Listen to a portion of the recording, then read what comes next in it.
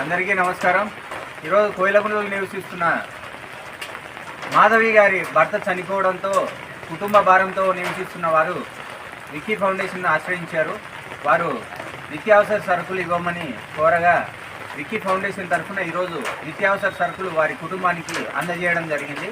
అలాగే వాళ్ళ కుటుంబంలో 2 పిల్లలు చదువుతూ ఉన్నారు కాబట్టి వారికి పుస్తకాలు, పెన్నులు వారికి అందజేయడం జరిగింది.